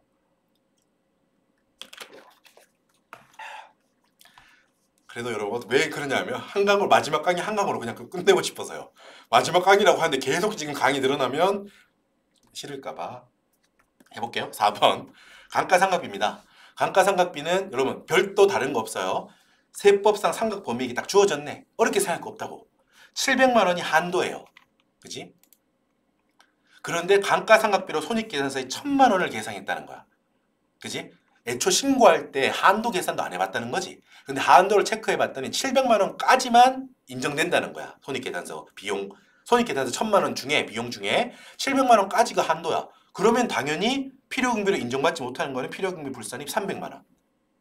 동의하십니까? 어렵게 생각할 필요 없어요. 자, 그리고 한 가지 팁. 법인세하고 소득세하고 뭐 다른지도 난 잘 모르겠다. 그러면 그냥 아는 대로 푸세요. 예를 들면 감가상각비 항목이라고 쳐봐. 예를 들어서 나는 이게 소득세하고 뭐 다른 건지 잘 모르겠어. 법인세는 좀 공부를 했는데 잘 모르겠다는 거야. 그럼 어떻게 해야겠어요? 안 풀어야 돼? 그건 말도 안 되죠. 당연히. 뭐다? 내가 알고 있는 지식으로 그래. 상각 범위액이 700만 원이네. 손익계산서에 1000만 원이네. 그럼 300만 원은 필요경비, 즉 법인세법으로 보자면 송금 불산입 300만 원 유보해야 되네. 맞죠? 똑같이 풀어보는 거야. 수험생 입장에서 뭐 있어요? 그렇게 푸는 거지 다. 필요경비 불산입 300만 원. 가산조정입니다. 손익계산서 기준으로 말하자면은 어때? 1000만 원에서 비용이 300만 원만큼 빠지고 결국 700만 원만 비용이 되는 거예요. 맞죠? 효과로 보자면 당기순이익에 미친 효과로 보자면 감가상각비라고 적으면 된다고. 여기 감가상각비 한도 초과라고 적어도 되고 감가상각비라고만 적어도 돼요. 300만 원만큼이 더하기 효과, 가산조정 효과. 됐죠? 마지막 한 강으로 깔끔하게 정리하는 추록 강의. 됐죠? 자, 나누기 시작하면 몇 개로 나눌까지 몰라가지고 하나로 끝낼 겁니다. 자, 지금 볼게요. 지금 감가상각비 했고, 자, 이거 볼게요. 여기 5번은 다른 기타의 필요경비. 마지막에 있죠? 기타의 필요경비 얼마야? 1100만 원 있잖아. 이거에 대한 설명이네. 이거는 뭐래요? 조정사항이 없다는 거야. 소득금액 조정이 불필요하다. 땡큐. 여기는 건드릴 거 없어. 됐어요. 자, 이제 오른편, 다른 편 이자 수익을 볼까요? 수익 쪽을 또 본다는 거야. 이것도 법령에서 많이 나오는 주제예요. 그죠? 자, 여기에 손익계산서에 보면 장사에서 번 돈에 대한 설명이 일단 위에 다 있었잖아. 그래서 이걸 우리가 영업이익 1억 400만 원이라고 아까 말씀드렸고, 장사에서 번 돈은 아닌데 은행에 이자로 받은 게 1,500만 원이 있고, 배당, 주식 투자에서 배당으로 받은 게 400만 원이 있다. 기분 좋다라고 했어. 근데 세법은 뭐라는 거야? 자, 알았어. 기분 좋아. 세금 내겠다는 거 좋은데 너 사업소득 아니잖아 이 말이야. 손익계산서에 들어가 있으면 결국 사업소득으로 내게 되죠. 그지? 이득은 이득이 맞아요. 이거 중요합니다. 자, 이자 수익은 뭐다? 기분이 좋은 건 맞아. 이 사람의 종합소득금액을 구성해야 되는 건 맞다고요. 이자 소득이든 배당 소득이든. 그런데 야, 너희 둘은 여기서 과세되면 안 되지. 저기 가. 앞동네로 가. 이자 소득금액, 배당 소득금액, 즉 금융소득으로 넘어가서 저기서 과세돼야 될 거 아니야. 왜 손익계산서에 들어와 있냐 이거야. 빠져. 이거예요. 과세 안 한다는 말이 아니라고 이게. 우리가 이 1,500만 원을 지금 총수익금에 불산입할 거거든요. 근데 이 총수익금에 불산입하는 이유가 뭐라고요? 적어놨어요. 이자 소득으로 과세하기 때문에 총수익금에 불산입하는 거예요. 이게 공부 안 하고 그냥 보면 아니 왜 총수익금에 불산입하지? 세금 안 내나? 세금 안 내는 거 아니라고요. 이자 소득으로 과세될 거기 때문에 사업소득에서는 빠져. 사업소득의 기분 좋은 거에서는 빠져. 매출에서 빠져 이 말이에요. 쉽게 말해서. 됐지? 예금이자 1,400만 원은 총수익금액 불산입이에요. 총수익금액 불산입이 말했듯이 사업소득의 기분 좋은 거에서는 빼라는 거지 법인세로 말하자면 입금에서 빠지라는 거야. 됐죠? 어떻게 해야 돼? 어떻게 해야 돼? 이자 수익이 총수익금액 불산입돼요. 너는 여기 말고 앞동네 이자 소득으로 가서 세금 내라 이 말이에요. 분류를 바꿔주는 거, 방을 바꿔주는 거예요. 그냥 너 아예 이 집에서 빠져 이게 아니고 다른 방으로 가라 이거예요. 됐죠? 자, 그리고 여러분 아까 제가 말을 한 가지 하나 안 했는데 접대비 같은 경우 440만 원 아까 전에 증빙 없어가지고 아예 열애가 됐죠. 직부인된 거야. 이거 법인세에서 제가 강의했던 거로는 너는 한도 CV를 받을 자격도 없다는 거야. 바로 직접 부인되는 거야. 비용이. 440만 원 비용 됐죠? 그래서 한도를 계산해보면 갑자기 다른 얘기해서 죄송한데 접대비 아까 이걸 안 했네. 그래서 4,560만 원이 뭐예요? 한도 CV를 받을 자격이 있는 금액이에요. 한도는 중소기업이라서 3,600만 원으로 외우시면 돼요. 우리가 보는 시험은 법인도 중소기업이 나올 거예요. 그래서 이 3,600만 원을 외우시라고 했지. 한도는 100억까지는 1000분의 3, 500억까지는 1000분의 2, 500억 초과는 1000분의 3이잖아. 그지? 32억이잖아, 매출이. 매출 어디 있어요, 여러분? 갑자기 보아서 죄송한데 매출은 이거라고, 이 32억 이거 있죠. 손익계산서 제일 위에 있는 이 수익금액. 매출 기준으로 잡아요. 접대비 한도는 32억. 32억에다가 100억 아니니까 1000분의 3 곱해. 이 두 개를 더한 4,560이기 때문에 한도 CV는 했더니 한도 넘지 않는다 이거예요. 아까 제가 이걸 말씀을 못 드렸네요. 여기까지 체크를 하셔야 됩니다. 접대비에 관해서는. 자, 아까 그래 여기까지 끝. 다시 한번 넘어와서 배당소득을 말씀드릴게요. 일단 밑에 배당소득도 똑같은 논리니까 이거부터 볼게요. 배당금 수익이 있어요. 얼만데? 배당금 수익 얼만데? 400만 원 있다고요. 400만 원도 뭐 똑같아요. 이자 수익이랑. 이거 세금 내는 거 맞아. 하지만 저 방으로 가. 여기 사업소득 방이거든. 저기 이자소득, 배당소득 너희 방 따로 있잖아 임마. 금융소득 가서 거기서 과세되라는 거야. 그게 우리 방에서 나와 이거예요. 총수익금액 불산입 하는 거예요. 400만 원을. 됐죠? 그래서 총수익금액 배당수익 400만 원. 마이너스 4 효과가 되겠죠. 차감 조정이니까.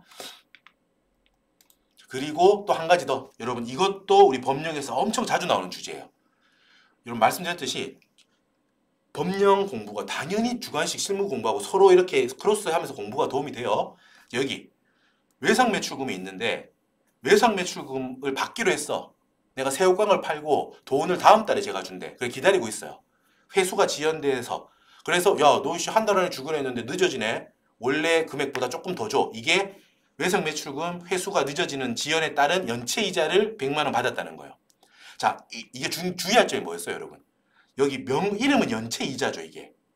그래서 그러면 이것도 이자 소득이니까 방을 옮기나요? 아니라고. 그게 포인트였지, 우리 법령에서. 뭐라고? 형식은 이자라는 이름이 들어가 있죠. 외상매출금. 내가 새우깡 팔고 받을 돈이 늦어져서 야, 너 늦었으니까 돈 더 얹어줘. 그렇게 해서 받는 돈 200만 원이니까 형식적으로는 연체, 늦어져서 이자를 받는 거야. 하지, 그지? 그러니까 이자로 오해하기 쉬워요, 이게. 이자 소득으로 과세되나? 아니라고 우리 시험에 많이 나온다고. 사업소득이라는 거야. 사업하고 관련해서 그 대금 지급이 좀 늦어졌다는 거잖아. 그래서 이거는 사업소득으로 보기 때문에 사업소득이 맞아, 200만 원은. 이거는 조정할 게 없어요. 여기서 한 걸음 더 가야 돼요. 아, 따라와봐요. 뭐 나는 더 못 가겠다 이러지 말고. 일단 우리 이번 회차에서는 그렇구나. 외상매출금 회수 지연했다는 연체 이자는 사업소득이 맞으니까 이 방에 있는 게 맞네. 총수익금의 불산입으로 나와라고 안 해야 되는구나. 여기까지 이 시험이에요. 우리 시험이 이번 회차였고. 만약에 여러분 여기 소비대차로 전환되지 않았다고 했지. 그렇기 때문에 사업소득인 거고, 여기가 만약에 if 소비대차로 전환이 됐다면 그 경우에 이 100만 원은 뭐다? 이자 소득이 돼요. 이자 소득으로 보는 거예요. 그러니까 이 경우라면 총수익금의 불산이 100만 원 해서 이자방으로 가. 이렇게 해야 돼. 자, 다 짧게 설명드릴게요. 소비대차 전환되는 거 어렵게 생각할 필요 없어. 아까 전에 여기 소비대차로 전환한 게 아니라는 거는 상대방이 말하는 거야. 내가 새우깡 팔았는데 왜 안 주냐? 1억 줘.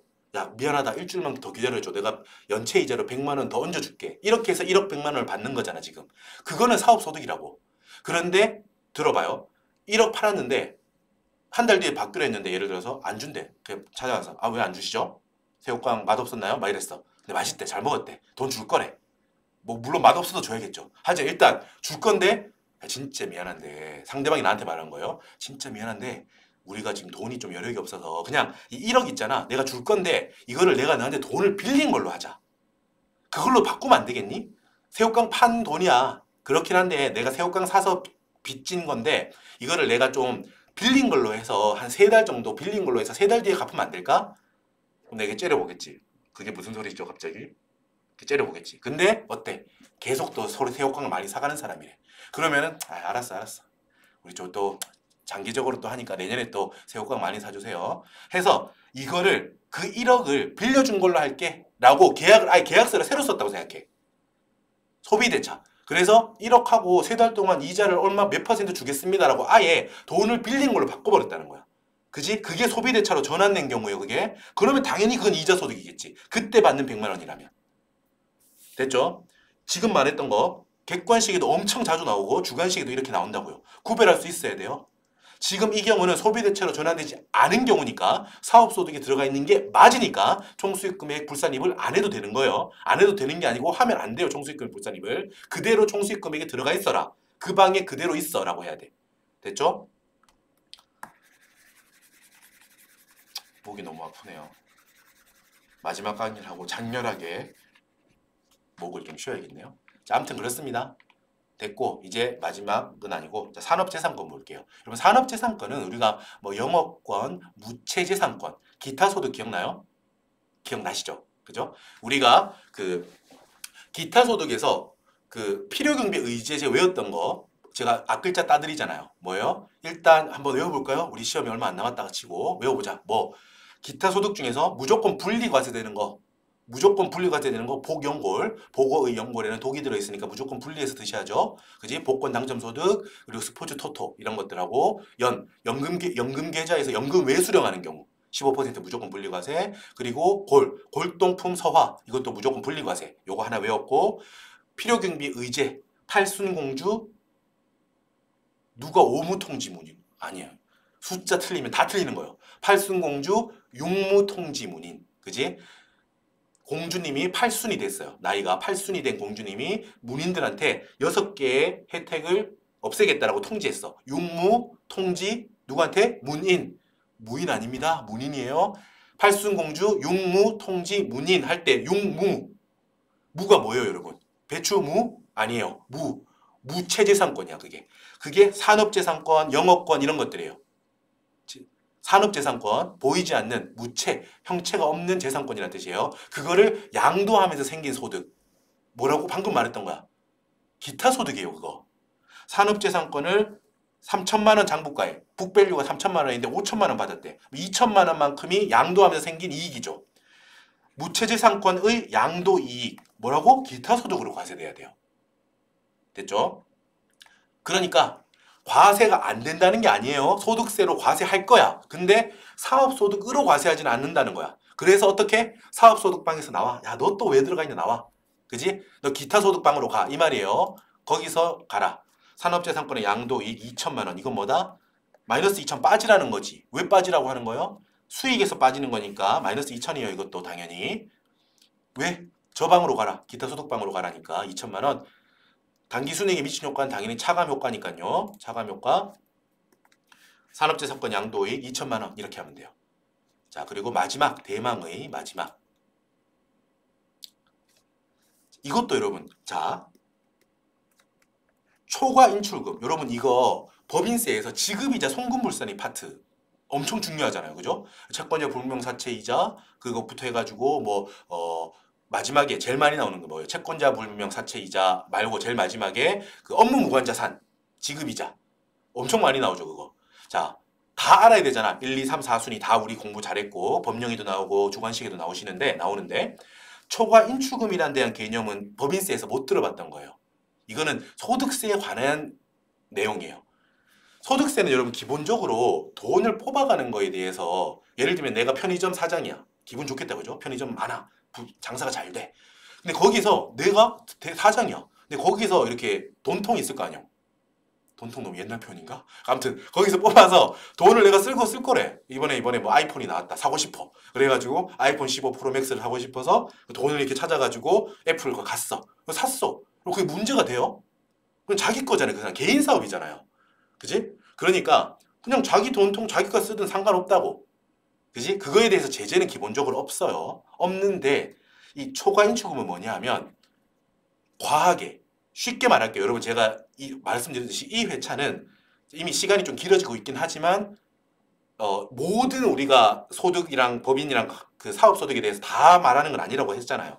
그래서 개념만 말씀드립니다. 기본적으로 인출해 가는 거 괜찮다고요. 자기 통장에서 인출하는 거니까. 근데 자기가 갖고 있던 자기 자본을 넘어서서 가져가는 거는 이건 좀 그렇지 않냐라는 거야. 이거는 빌린 거를 네가 가져가는 거니까 여기에 대해서는 좀 필요경비 불산입 제재를 해야 되겠다라는 개념이 있어요. 알겠죠? 하지만 이번 이 문제는 몰라도 된다. 왜? 초과 인출금에 대한 건 없대요. 그러니까 인출을 했겠지만 일부 가져가서 개인적으로 썼더라도 그 빌린 거를 자기 자본을 넘어서서 초과해서 인출한 건 없다는 거야. 여기에 대한 이슈는 없어요 일단. 그러니까 쉽다는 거지 이번 회차가. 땡큐죠 땡큐 우리는. 다음 회차는 언제든 나올 수 있어요. 그래서 다음에는 제가 요거 준비 다 예제까지 해드릴 건데 일단 요 강의까지는 없다. 요걸로 해도 된다는 겁니다. 다행히 땡큐. 채권자 불분명 차입금에 대한 채권이자. 이거는 법인하고 똑같아요. 제재해야 될 거 아니야. 한 걸음 들어가 볼까요? 법인에서는 그게 있었죠. 소득 처분에 대해서 시험 자주 나왔잖아. 만약에 원천징수를 했다. 그러면 원천징수를 했다라고 하면 내가 지급한 이자 중에 원천징수를 했다면 원천징수한 부분에 대해서는 송금불산입 원천징수분 채권자 불분명 사채이자 얼마 기타사 유출. 원천징수가 안 된 부분에 대해서는 야 법인 대표 너 이런 이자 쓸 거야?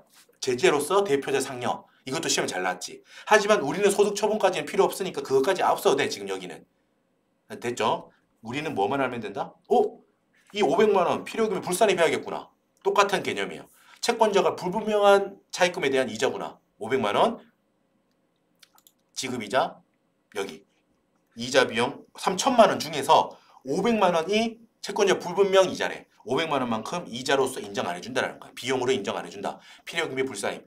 단기 순이익 입장에서 말하자면 어떻게 돼요? 그치. 가산 조정이지. 비용이 줄어들잖아요. 비용이 부인되잖아. 단기 순이익이 커지겠지. 세금 많이 내라는 거야. 채권자 불분명 이자 500만 원. 채권자 불분명 사채이자라고 적든 불분명 사채이자라고 적든 채권자 그냥 사채이자라고 적든 상관없어요. 여기서는 저 항목을 말하는 건지 알 수 있잖아요. 됐죠? 자, 이제 다 풀었어요. 실제로 여러분이 풀이를 하면 이렇게 적히겠죠? 이게 실제 시험 자료잖아. 이게 물음 1번 봐봐요. 물음 1번. 자료 1, 자료 2, 자료 3을 이용해서 소득금액 조정 합계표와 조정 계산서를 써라. 지금 이게 가장 최신 시험 양식이라고 말씀드렸죠. 이게 나올 확률이 가장 높다. 그래서 지금 하는 거다고 말씀드렸고 법인세하고 거의 똑같다. 양식이. 어려워할 필요 없다. 항목들이 여러 개 있고 자 강조했습니다. 법인세에서도 항목 중에 누락 내가 틀린 게 있을 수 있다고 본인이 풀다가 이 항목은 모르겠어. 그래도 하나하나 정성 들여서 한 항목 다 적으셔야 돼요. 부분 점수 받아야 될 거 아니야. 부분 점수 0.5점, 1점을 모아서 합격하는 거예요. 됐지? 자, 그리고 하나를 빼먹었네요. 자, 앞에 볼게요. 대망의 마지막 세무조정이에요. 자, 일단 이거는 여러분 놓치기 쉽거든요. 당연한 건데 놓치기 쉬워. 우리는 안 놓칠 거야 하지만 여러분 제가 법인세 주관식 풀 때 제가 제일 먼저 뭘 하라고 해요. 뭐 당연히 이름 쓰라고 하겠죠. 뭐 기업 이름 쓰고 뭐 연도부터 적으라고 하겠지만 세무조정 중에 제일 먼저 할 게 뭐예요 여러분? 그지? 법인세 비용, 송금불산입, 기타 사유출. 이거는 여러분 무조건 이거 하나는 꼭 적어야 돼. 나는 이번에 조사위원 아예 주관식 하나도 공부 안 했어. 뭐 물론 뭐 그러면 하나 적는다고 합격을 못하니까 뭐 아무튼 그런데 무슨 말이냐? 아까 법인세라면 시작은 무조건 송금불산입, 법인세 비용, 기타 사유출이에요. 거기에 대한 언급이 없어도 당연히 없어요 여러분. 그냥 법인세 비용은 얼마다 이렇게만 나와 있어 시험에. 이 법인세 비용은 어떻게 해서 언제 냈고 이런 말 구구절절이 없어요. 그냥 법인세 비용이라는 게 눈에 보이자마자 송금불산입, 법인세 비용, 기타 사유출이라고 하는 거예요. 그 이유는 짧게 말씀드리면 우리는 지금 그 법인세 비용을 제외하고 나서 나머지로 세금을 얼마 낼지를 우리가 지금 계산해 내는 거잖아요. 쉽게 생각해서. 근데 법인세 비용은 회계가 계상한 법인세 세법적으로 본 회계가 본 비용이란 말이야. 회계가 계산해낸 법인세란 말이야. 그러니까 이거를 일단 환원시켜 줘야 돼. 이 비용을 빼기 전 금액으로. 그러고 나서 다시 한번 세금을 세법 입장에서 하자 이렇게 해야 돼. 이거를 안 빼고 하면 계속 돌고 도는 거예요. 순환 논리에 오리에 빠지기 때문에 그래서 빼주는 거다. 이런 거 몰라도 돼요. 그냥 무조건 이거는 외워야 돼요. 됐죠? 왜 법인세 비용을 송금불산에 받냐 뭐 이런 걸 써라 이런 문제는 안 나오니까 무조건 외워야 돼. 됐지? 그리고 소득세 비용도 마찬가지라는 게 결론이에요. 손익계산서에 여러분 손익계산서에 소득세 비용이 슬쩍 이렇게 들어가 있다고. 그리고 뒤에 여러분 보세요. 멘트에 이 손익계산서 자료 3 항목에 소득세 비용 언급됩니까? 안 됩니까? 안 돼요. 이 항목들에 언급 안 된다고. 하지만 우리는 손익계산서에 1,700만 원이 있죠. 이거부터 무조건 제일 먼저 세무조정하세요. 보세요 여기. 소득세 비용 1,700만 원. 제일 먼저 이거부터 적으라고요. 이 점수가 몇 점인데 그지? 이거부터 적으세요. 이거 놓치면 안 돼. 오히려 이거를 여러분 긴장하거나 이래서 놓칠 수 있거든요. 그러니까 이렇게 돼 막. 손익계산서 있어. 있네. 뭐 있나 보다. 넘어가. 그러면 바로 이거부터 다 푸는 거예요. 급여. 그렇지. 대표자 본인 9천만 원, 필요금 불산입 9천만 원 이렇게 해. 잘 하시는 건데 좋은데 잊지 말자고요. 꼭 처음에 안 적어도 상관없어요. 여러분 아까 또 한 가지 말씀드리면 소득세 비용을 꼭 1번에 적어야 되냐? 안 그래. 밑에 적어도 돼. 상관없어. 이 순서는 상관없어요. 물론 보기대로 적어주면 깔끔하겠지. 하지만 이 순서도 맞춰야 되는 거 아니냐? 이건 아닙니다. 소득세 비용을 밑에 적어도 돼. 상관없어요. 그런 거는. 상관없는데 가산조정 칸에만 적으면 당연히 되겠죠. 그게 중요한데 일단 우리가 시험을 준비하는 입장에서 소득세 비용을 놓치기 쉬우니까 그리고 따로 썰이 풀려져 있는 문제가 아니라고요. 이게. 그러니까 여기 따로 이런 식으로 설명이 붙어 있지 않아. 이거는. 그렇기 때문에 손익계산서에 슬쩍 들어가 있다고 이게 항목이. 그러니까 놓치지 말고 당연히 법인세 비용처럼 필요경비 불산입이야. 기타 사유출이라는 거 쓸 필요 없다고. 여기는 쓰는 칸도 없어요. 여기는. 그지? 없잖아. 뒤에 없잖아. 칸 없잖아. 그지? 그러니까 1,700만 원 이거는 꼭 비용이 불산입 되는 거니까 여기 당연히 가산조정 칸이고요. 잊지 마세요 여러분. 긴장이 많이 되실 거예요. 실제 시험장에서. 하지만 그럴수록 기본적인 걸 놓치면 안 돼요. 법인세법에서 이렇게 회사 이름 적고 과세기간 적고 그지? 그리고 예를 들면 법인세 3번 같은 경우 조사 같은 경우 원래 신고했던 내역 쭉 왼쪽에 먼저 적죠. 그거부터 옮겨 적어야 된다고요. 그지? 뭐 그런 것들 강조 한번 해드립니다. 자 이제 진짜 끝났어요. 진짜 모든 세무조정이 완성됐습니다. 자 가산조정 얼마예요? 다 더하면 1억 7,940만 원. 1억 7,940만 원. 이거 다 적으셔야 됩니다. 1억 7,940만 원. 이렇게 다 적으셔야 돼요. 풀로. 실제 시험장에서. 당기순이익에다가 더해야 될 금액이 1억 7,940만 원이 있고요. 당기 순이익에다가 빼야 될 금액은 얼마가 있나요? 1,400, 400, 2천만 원 다 더하면 3,800만 원인 차감 조정이에요. 차감 조정해야 되는 거야, 이거는. 이건 더하고 이건 빼고. 됐지? 너무 쉬워. 이제 다 한 거야. 아까 우리 회사가 잡아놓은 당기 순이익 얼마였어요? 당기 순이익에? 당기 순이익은 9,600만 원이었죠. 이 9,600만 원부터 여기에다가 더할 거다 하고 뺄 거 빼면 되잖아. 맞아요? 가산 조정 다 더하고요. 총수익 금액 산입, 필요금액 불산입 더하고요. 차감 조정, 필요경비 산입, 총수익 금액 불산입 다 빼고요. 차감 조정 빼. 그럼 그게 뭐다? 사업소득 금액이죠.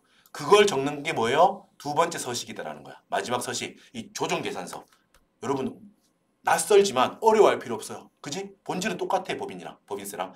결산서상 당기 순이익 9,600만 원. 이거 손익계산서 끝에 있는 거 그대로 적는 거예요.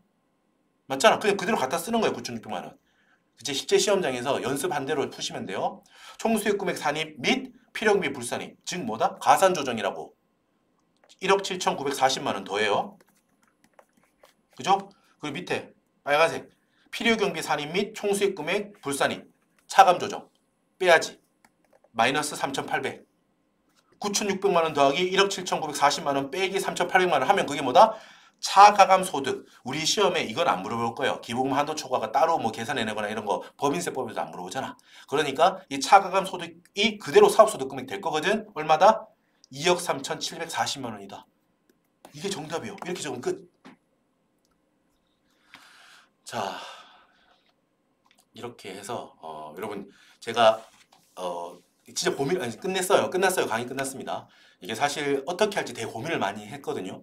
사실 저도 좀 더 충실하게 교재랑 강의를 준비해서 여러분께 좀 선보이고 싶은 그런 마음이 있어서 이번에는 시간이 좀 촉박하고 너무 없다 보니까 그냥 이제 기출문제 문의하시면은 기출문제 잘 봐주세요 이렇게 했는데 좀 어려워하시는 분들이 좀 많으시고 요청하시는 분들도 계시고 해서 고민을 하다가 좀 약간 미흡하고 그렇다 하더라도 일단은 그래도 이 정도로만 해도 그래도 도움이 되실 거라고 믿고 부랴부랴 좀 준비를 한 이틀 동안 했습니다. 그래서 약간 설명이 좀 부족하거나 이런 면이 있더라도 좀 양해해 주시고 그래도 분명히 도움이 될 거라고 생각해요. 그리고 확률적으로 지금 이 유형이 또 나올 확률이 개인적으로 가장 높아 보이기 때문에 그렇기 때문에 또 한 겁니다. 됐죠? 아시겠죠? 자, 여러분 이렇게 해서 새로운 소득세 새로운 유형에 대해서 강의했습니다. 시간이 꽤 길었는데 90분 정도 걸렸네요. 제가 앞쪽에 뭐 이렇게 좀 설명 같은 거 스토리를 풀어드린 거는 알고 있으면 그래도 도움이 될 거예요. 그래서 그냥 좀 빠른 배속으로 들으시든 그래도 중간에 좀 하나하나 체크해 보는 거는 같이 한번 또 고민해 보시고 자 말씀드립니다. 다시 한 번만 강조드릴게요. 이번 제가 수업한 거 아닌 항목도 물론 당연히 나올 수 있어요. 이것보다 더 많은 항목들이 있다고. 그런데 뭐다? 이 항목 한 10개 되는 항목 중에서 당연히 반복해서 또 나올 거예요. 그것만 잘 우리가 흡수해서 말씀드렸던 로직 당기순이익에서 가산 조정하고 차감 조정해서 각 그 사업소득 금액 뽑아내는 이걸 지금 우리가 하고 있구나. 거기서 알 것 같은 것들 몇 개만이라도 쭉 열심히 써도 여러분 고득점 하실 겁니다. 정말 훌륭하신 거예요. 그 정도만 해도. 자, 여러분 수고 많으셨고요. 이렇게 저는 물러나도록 하겠습니다. 여러분 고생 많으셨습니다. 안녕히 계세요.